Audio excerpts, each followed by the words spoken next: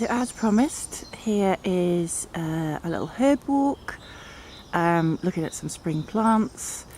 I'm actually on a disused canal near where I live today, and if you can see, the path that I'm on would be the edge of the canal, and then there's this dip down, and that's where actually the water would have been, and then that's the far bank there. And there are lots of amazing plants around here. I apologise for the sounds. I am out in the middle of nowhere. There will be birds, there will be the dog, there's a dog, and it is a little bit breezy, so you may get a little bit of that on the sound, so I apologise now before we even start. As this is sort of talking about foraging, do remember when you are out looking at plants, you need to be 100% sure that you can identify the plant you're looking at, and do you have permission to actually gather from that place? Is it safe to do so? And do look at the rules and instructions on foraging if you are going to do that. So I'm going to look to begin with. This is Lords and Ladies. So this is great because this is actually in flower now, and there's lots of this around. This is actually poisonous. So to be able to identify it, it's got a forked back to the leaf. We've got these very prominent veins, and it's sort of rubbery to the feel. And then this is actually the flower stalk, which will come into flower quite soon. People do get confused between this and wild garlic. Wild garlic does not have this point, and if we break this leaf, it's not going to cause me any skin irritation when I touch it, but there's no garlic smell. So if you are out foraging wild garlic, break your leaves and make sure there's no fork. That's the safe way to do it. So this is a poisonous plant. It is fine to touch it, but don't eat it or make it into any kind of a medicine. But as I said, it's fine to touch. There's no issue with sap getting on you or anything, any kind of irritation externally from Lords and Ladies. So that's one to have a look at. This is another poisonous plant that's out at the moment, so do be aware of it. As with the Lords and Ladies, this one is fine to touch. There's no issue with you actually touching this plant. So this is dog's mercury. It doesn't grow very tall. I mean, it's going to grow a little bit taller than this if you can see the ground. So I would say about 30 to 40 centimeters above the ground. It doesn't grow any more than that, and it grows in these individual plants. They don't bunch together, so that's a key way to be able to identify it. The leaf sort of does look a bit like an elder leaf. These ones are furry, but they're not always quite as furry as this, and they have a little sort of white flower stalk, but sometimes you'll see them and they're not in flower, but it's still dog's mercury, so again, it is poisonous. Don't use it, don't eat it. Yeah, people do get confused when they are out looking at various plants, so that's one to avoid. So this yellow flower here, this is the last of the pilewort, also known as Lesser Celandine, and that is still around. You can sort of see these little yellow flowers along everywhere. I'll just zoom in. That's what that is. It's pilewort. It is coming to the end of its sort of life cycle now, so you will see the flowers sort of look a bit tatty, and the leaves will die off because they're ending their life cycle in the next sort of few weeks. But yes, you will see those still around. There's lots of them in this sort of environment. You'll probably see from my other videos, I think I've got a video specifically on the uses of pilewort, so do have a look at that for more information about that one. So this is a wood violet. You need to have a pretty good eye to see these pretty little purple flowers, but they are out now in sort of wooded environments. I'll try and get a reasonable shot of that. It's quite difficult. Now you will see recipes for various violet things like violet cough syrup, violet lemonade. I've posted them on Facebook recently on the Facebook group, so you may well have seen them there. And this is the sort of violet that you can use in that recipe. Do be careful, don't gather them unless they are very, very plentiful. Be sensible with your foraging, but you can use wood violets, dog violets. You can really use any violets. They're not poisonous in any way. They're completely edible, and there aren't any poisonous ones, so you can use whichever ones you happen to find. We may well see some more, which are a bit easier to be able to identify. And one of the key spring plants, as always, is cleavers, also known as sticky willy. There are lots of other names for it, but it's easy to identify because it is sticky to the touch. Its little hairs will grip onto fabric, and it's this. We've got these circular little leaf skirts up the stem, and it does come into flower a little bit later. This is when it's best, when it's fresh, when it's green, when it's come out new. It is very prolific. This is not a plant that you need to worry about gathering and harming the environment. Obviously do be conscious of where it is, and if there isn't much cleavers in that area, then don't. But in general, it is very plentiful, and you don't really need to be too cautious in that way. It is edible, especially at this time of year.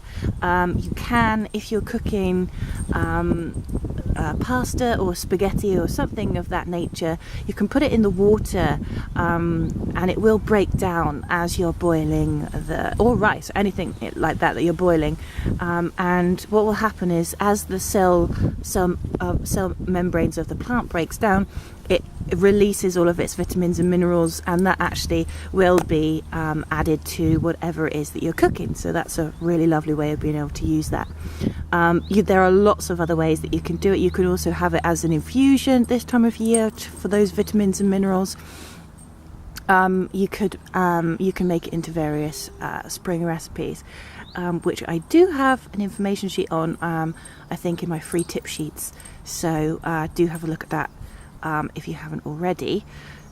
But yes, very easy to identify, really easy to use, very nutritious, fully edible at this time of year. A little bit better if you do cook it, but there is no reason why you can't actually eat this now.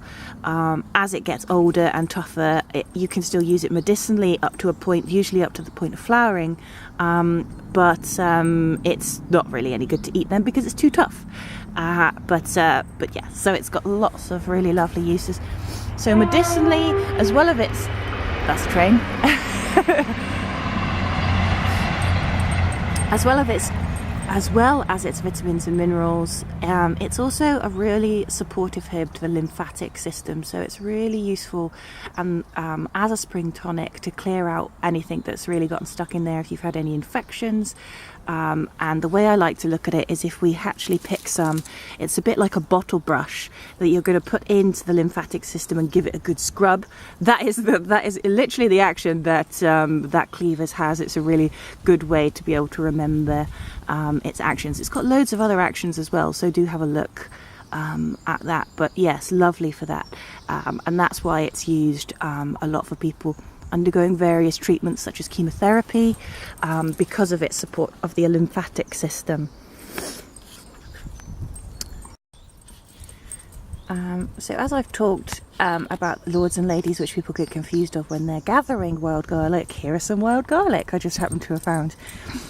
So if we look here at the wild garlic, we've got no fork at the back. The base of the leaf here is attached. There's no fork, and it has a different feel to it as well. It's less rubbery, and we've got no branching veins on the top. These are straight veins on the top here, and the key thing is, if we break a leaf off Obviously I know you can't smell it, but there is a very strong smell of garlic, so that's a key identifying feature that this is wild garlic. Really nutritious, and just really lovely. And cooking, the main thing that people tend to do when they're starting out using wild garlic is to make a pesto. So you can just use this instead of the basil in any kind of pesto recipe that you've got, yeah, it's really lovely. So that's one to have a try. There are lots of other things you can do with it, but it is the sort of starting off recipe that people tend to like to use. So this is a little hawthorn tree here. It's just a quite a small one. It's not very big. I'll sort of show you the base of it. And hawthorn, there are a few different kinds, and they do breed amongst themselves as well, so you do get sort of various subspecies, so don't be too worried. As long as you can identify that it's a hawthorn, you're good to go. There aren't poisonous versions or anything like that. As long as you are sure it's a hawthorn, then that's not a problem. So let's have a look at the leaf. So I just unfold this one, and the leaf is quite waxy at this time, but they do go a bit papery as the year goes on. These are completely edible at this time of year. This is the best time really, as they've just come out, and they feel rubbery. You can eat them in salads, you can cook them in any sort of way that you would use a leaf vegetable really. Very nutritious, high in vitamins and minerals, as many of the plants are at this time of year. So you can actually eat the leaves, you can also eat the flowers as well, and you can eat the berries, but they need to be cooked first. So you'll see lots of hawthorn berry ketchup recipes, which is really lovely. So that's something for you to try later in the year. Hawthorn, so if we have a look at the bark of hawthorn, we can see it's quite smooth actually. It's quite a smooth bark, but again, this is going to vary depending on the species. It's going to vary depending on the environment a bit. So you don't necessarily need to use that for the key ID in this species, but it is something to always note. The leaf shape, the flower and the berry is really the key way to be able to identify your hawthorn. So hawthorn has really got a lot of associations with the heart. There are lots of studies on its use in blood pressure, the way that it changes the way that the heart beats, strengthens heartbeats in people with various heart conditions. It balances blood pressure, so if somebody has low blood pressure, it brings it up. If somebody has high blood pressure, it brings it down. It's also very safe. It does not interact with any medications, which makes it a key herb that many herbalists use because of that, so it can be used alongside people with very strong heart medications. It's also got an association with grief. It was traditionally used for people who were grieving, often as teas, and it tended to be the flowers that were used to lift the spirits. It's sort of in traditional or 19th century herbalism, and it still has that association now, and people do use it for grief, heartbreak. So it's sort of two different ways of a broken heart, whether that actually will be physically broken or actually somebody who's suffering from an emotional problem. So it's a lovely remedy. If you do have any of those heart conditions, do seek medical attention. Just because this herb is safe, it doesn't mean that you do need support if you are going to start some kind of treatment. That is very important. But if you don't have anything like that and you do want to try hawthorn, you can have it as a tea, and all of the parts of the hawthorn have their medicinal properties. So it's the leaf, the flower and the berry all contain these medicinal properties. So they all contain slightly different medicinal properties, but they all work together.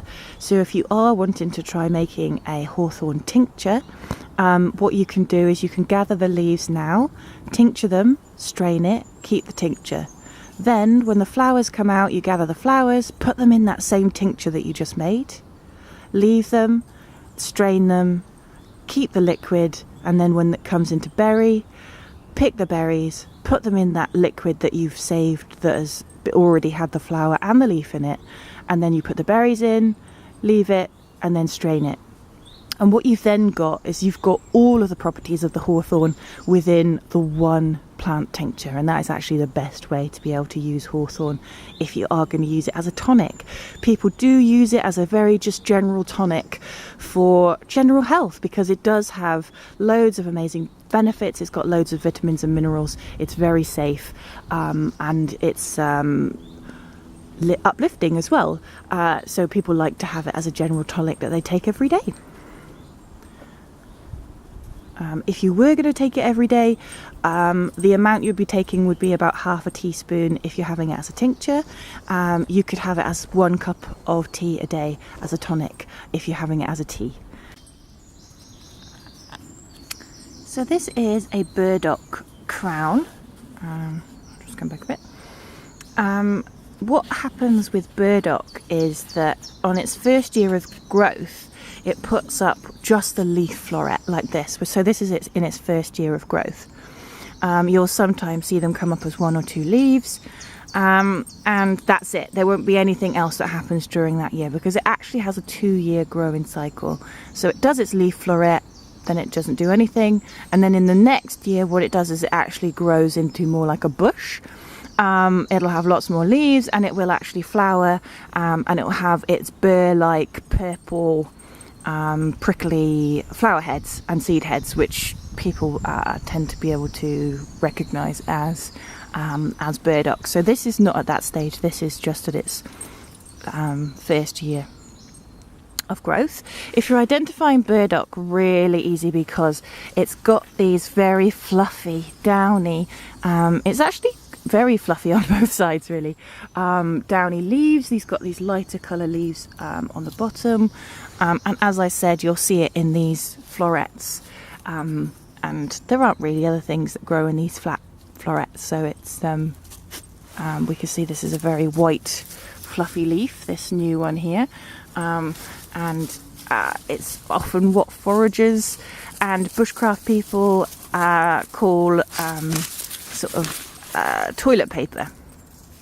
Can actually be used as bandages. You can use these for to hold on poultices if you're doing any kind of camping medicine, then you can use them for that. I have used them for that, and you will see pictures of that on various of my courses and things, where we have tried it and it is very effective.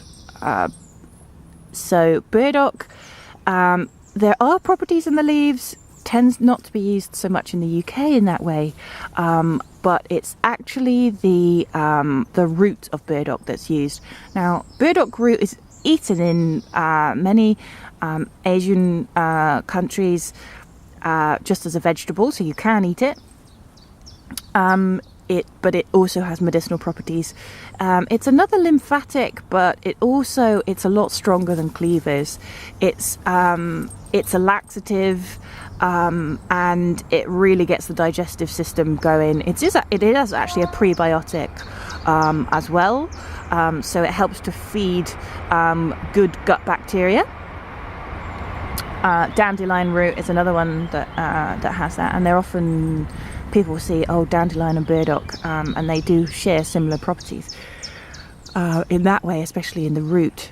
But yes, it mainly tends to be quite a strong medicine. Wouldn't be something I would probably recommend people try at home, but it is used often for skin conditions as the root, for just being able to clear out anything from the body. But as I said, it is strong and not something that I would really recommend that you try on your own, but it's helpful if you want to be gathering the leaves for poultices. Here's some more of the dog's mercury. You can see what it looks like when it's growing in amongst other plants. We can see the leaf floret and the little flower on the top. So that's how you will see it. Often it will be in a carpet of the dog's mercury, and you'll have other things in between, like you might have a little bit of wild garlic, you might have various other plants growing in amongst this poisonous one. So do be careful of that. It's actually a little bit early for ground ivy, but I found some hidden amongst here. It's obviously very happy. It's nice and sheltered and probably warm from these other plants, and that's why it is it's sprung up here. So if we have a look, I'm not going to pick it because there's only a little bit and I don't want to damage it. So I'm sorry, I'm going to be moving the camera in. So we've got these little purple flowers. It's quite furry. It's hairy. The little leaves are soft. If you can see, it does have a bit of a look of ivy about it, in the leaf shape, but it's actually curved, and it's very pretty. It's not poisonous in any way, and it's not really endangered. You can often find quite a lot of it, but you don't actually need a lot. Ground ivy is something that dries out the mucous membranes of your face. So it's used in similar way to plantain for hay fever and sinusitis. It's also antibacterial, especially in the sinuses. So it's quite specific in its use. And you can use that as a tea or you can use that as a tincture. But yes, so that is coming out now. I would say it's really would be coming out in the next few weeks to a month. This is just happens to be really early in the fact that it's very sheltered there. It wouldn't normally be out here. So I was just walking along and I was so thrilled to actually be able to identify hemlock at its very early stage. This is the first year that I've really felt confident to be able to do that at its young stage. I feel better once it's in flower and I've got more to work with, but actually this is a really, really good example of hemlock. So if we have a look, let's see if I can zoom in. I apologise, it's moving around. It is a little bit breezy. So we can see here it's got spots on its stem, so that's already a warning that this is probably a poisonous plant. There are a few exceptions to that, but it would certainly be one of the indicators that this is poisonous. Please don't go out and touch this. It is poisonous to the touch, so do be careful and don't touch it. If you don't know what it is, don't go near it. So this is hemlock. We've got it's got many leaves to its so while it does look a bit like a carrot, it's actually got a lot more leaves to its little stems, and that's part of its the fact that this is hemlock. This is not, I'm not going to go into how to ID hemlock. I have ID'd it. Do have a look at Chris Phyto's videos. They're linked in my YouTube channel. I went on Chris's course last year on the carrot family, and that's really what's made me feel so much more confident about the family. There's still so much to learn, and I'm now going out trying to find different types of the that plant family, and being able to really be able to look at the differences, what are the differences, and compare them. So I'm really doing the groundwork now, but it was all from Chris's course, and it's really good. I do recommend it if you really want to get into your wild carrots and your hemlocks and all that sort of family. Because he really is very good. So do look at his videos. He looks at comparing various types with and they're really very good. I mean, I'm not a botanist, so I'm not going to go into the different leaf types and what you need to look at. Really do look at Chris's videos. They're very good. But needless to say, don't touch it. It is poisonous. Certainly don't put it in your mouth. If you did, you would have burning pain in your mouth, all around your mouth for the next 3 days. And that's because of a chemical reaction that happens. So if you do have that happen, please go immediately to hospital. Tell them what you have eaten, and if you think that it is hemlock, and they will be able to treat you. So it is very serious. It is very poisonous. It does kill people. Please don't eat it. But if you do eat it, that is its warning sign that it is poisonous to you. It will turn your mouth into like somebody is stabbing it with needles for 3 days. So don't do it. But yes, it's very pretty. But yeah, so all the poisons are out at the moment. I realise this video has actually turned into what poisons poisonous plants are out at the moment. Was not on purpose. Just so happens that I've seen many of them on the walk today.